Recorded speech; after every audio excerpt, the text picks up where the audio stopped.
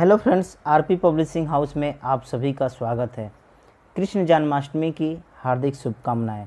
लंबे समय के बाद आज मैं आप सभी के लिए एक महत्वपूर्ण वीडियो लेकर आया हूं।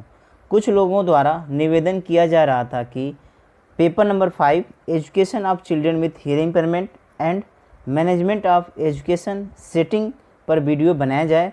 अब जल्दी ही इस पेपर को भी वीडियो के माध्यम से पूर्ण कर लिया जाएगा।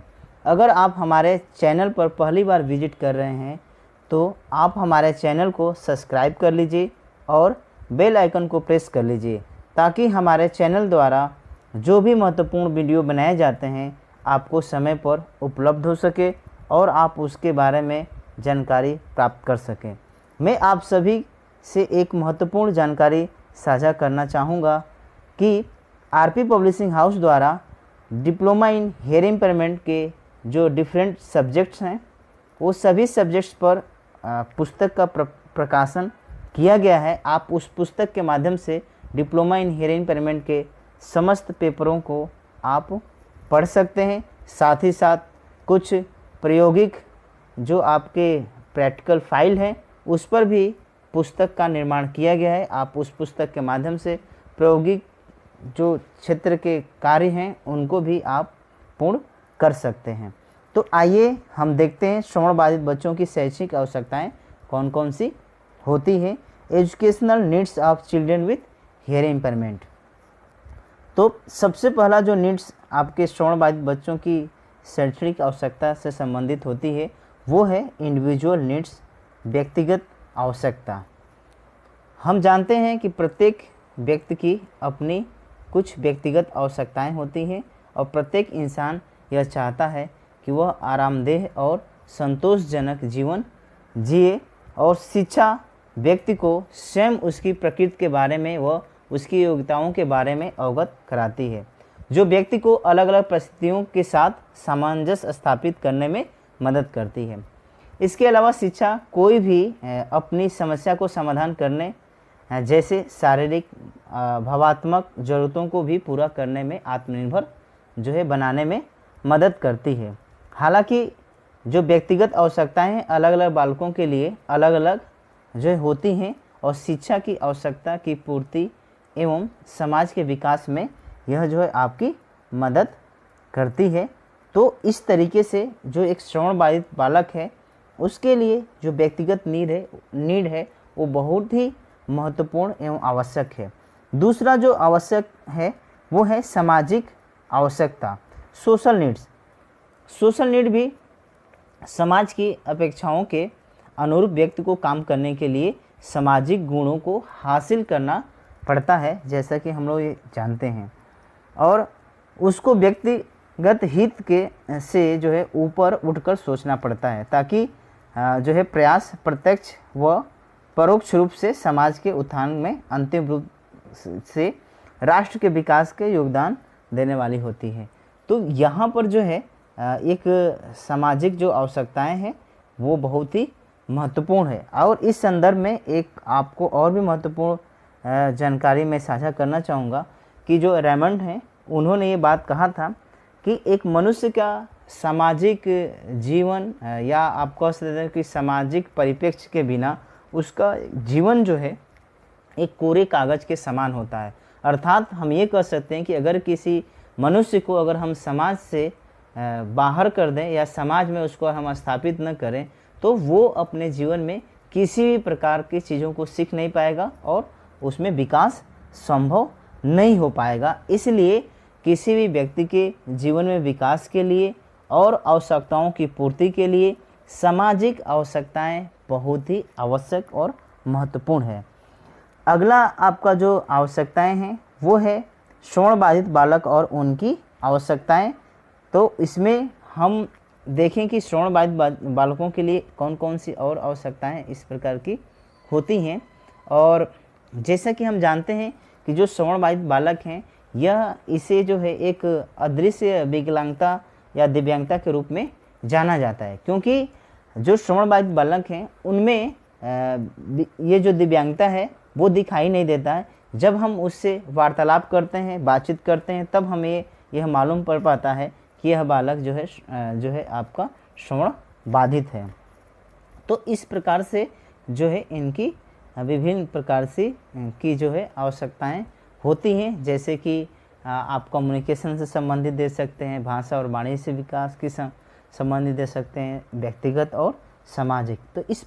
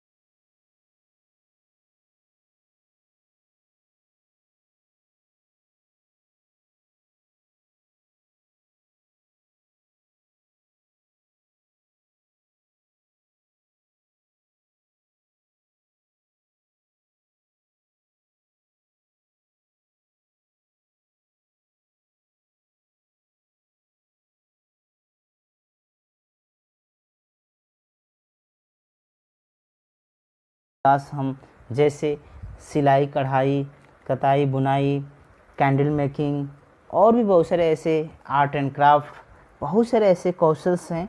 इन कौशल्स को हम सिखाकर हम उन्हें जो एक व्यावसायिक प्रशिक्षण दे सकते हैं और ये बच्चे आने वाले समय में इन कौशलों के माध्यम से वो रोज़गार प्राप्त कर सकते हैं और अपने पैरों पर खड़े हो सकते हैं।